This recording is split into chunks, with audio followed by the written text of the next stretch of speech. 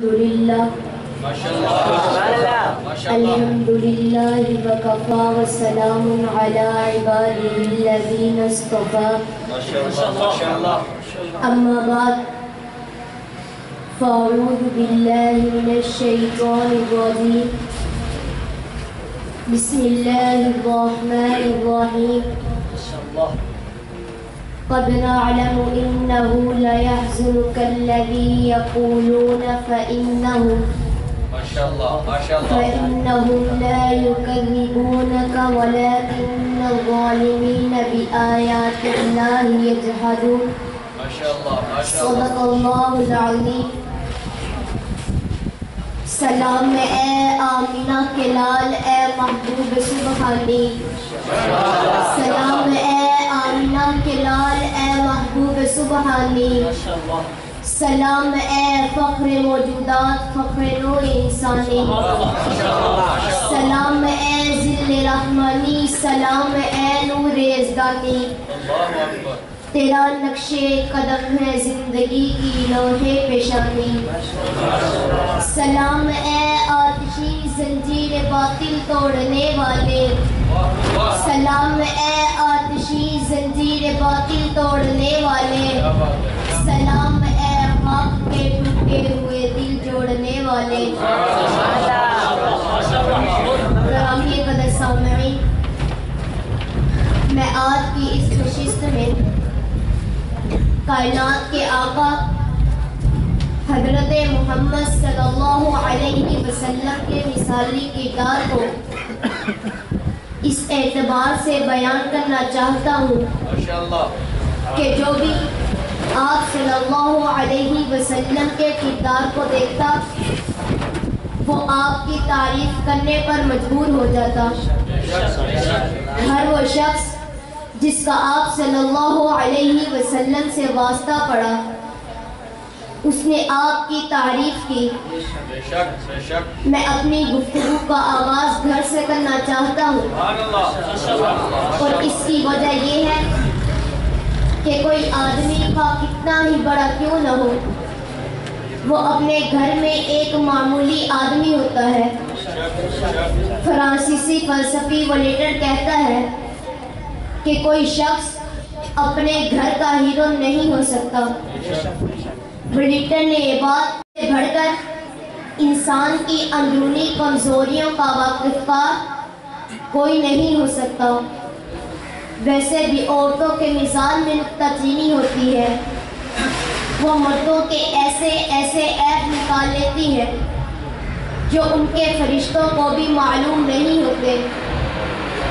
بڑے بڑے لیڈر جو عوامی زندگی میں شیر بنتے ہیں وہ گھر میں گیدڑ ثابت ہوتے ہیں.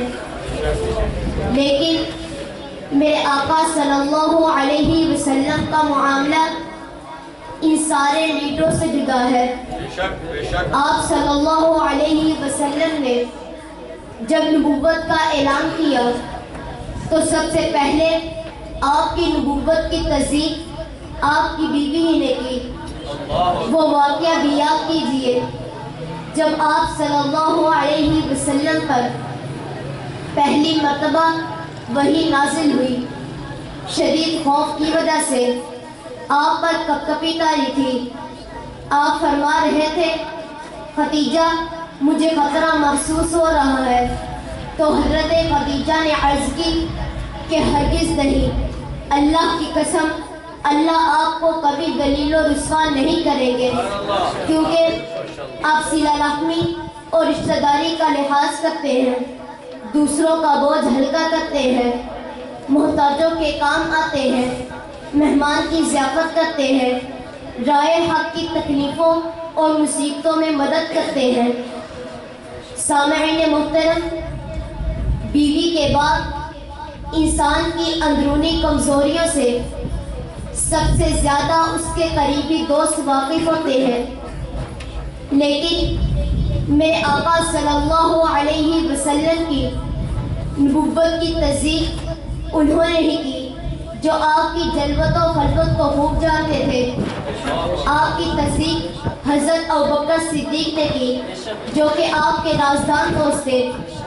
آپ کی تصدیق حضرت علی نے کی، جو کہ آپ کی کفالت اور تربیت میں تھے۔ آپ کی تصدیق حضرت زید بن حارثہ نے کی، جو کہ آپ کے منہ بولے بیٹے تھے۔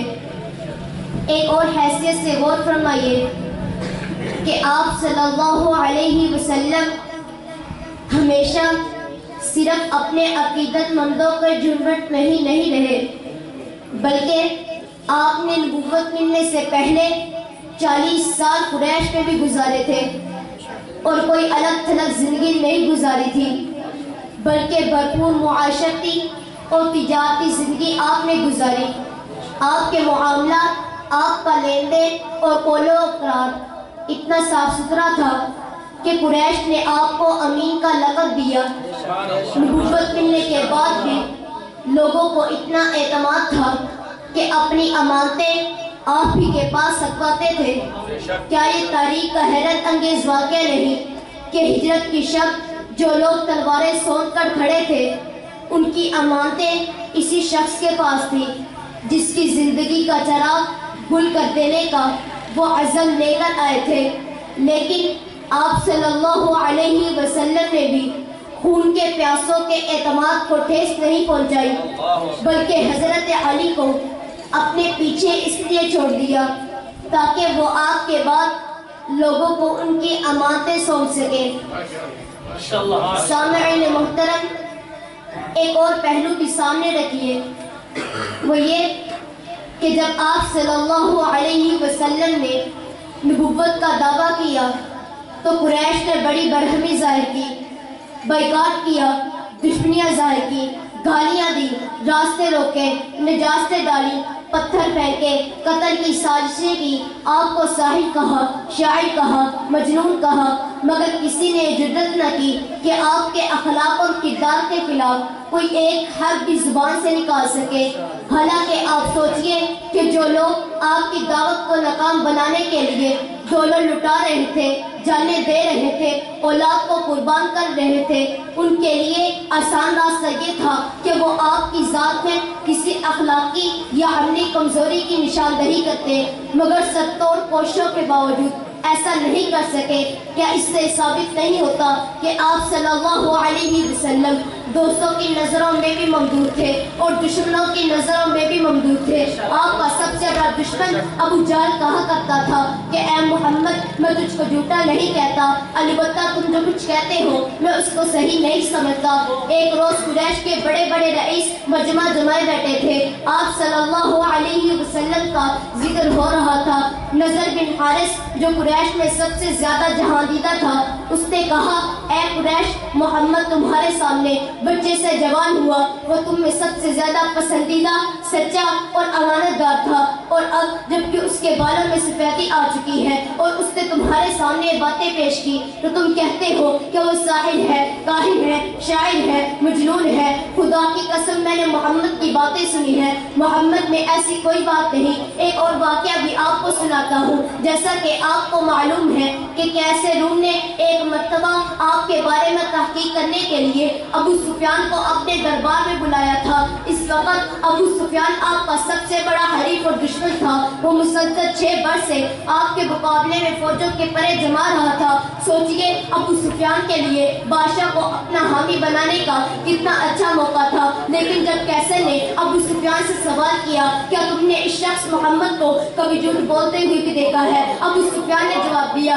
کہ میں نے آج تک محمد کو جھوٹ بولتے ہوئے نہیں دیکھا۔ کیسر نے پوچھا کیا وہ کبھی اپنے عہد و اقرار سے پھرا ہے؟ ابو سفیان نے جواب دیا کہ محمد آج تک کبھی اپنے عہد و اقرار سے نہیں پھرا۔ کیسر نے پوچھا کہ وہ تمہیں کیا سکھاتا ہے؟ ابو سفیان نے جواب دیا محمد ایک خدا کی عبادت کرنا سکھاتا ہے، محمد سچ بولنا سکھاتا ہے، محمد نماز پڑھنا سکھاتا ہے، محمد اہل قرابت کا حق ادا کرنا سکھاتا ہے، محمد پاک دامنی اختیار کرنا سکھاتا ہے، محمد دوسروں کے ساتھ اچھا سلوک کرنا سکھاتا ہے، حتیٰ کہ محمد انسان کو انسان بننا سکھاتا ہے۔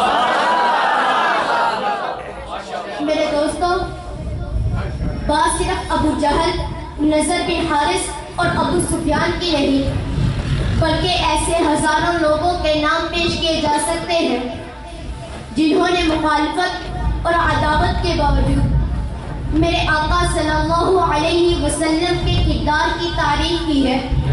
لوگوں نے اس مضمون پر مستقل کتابیں لکھی ہیں جس پہ بے شمار یہودیوں، عیسائیوں، سکھوں اور ہندوؤں کے وہ اقوال جمع کیے ہیں جو انہوں نے آپ کے بارے میں کہے ہیں۔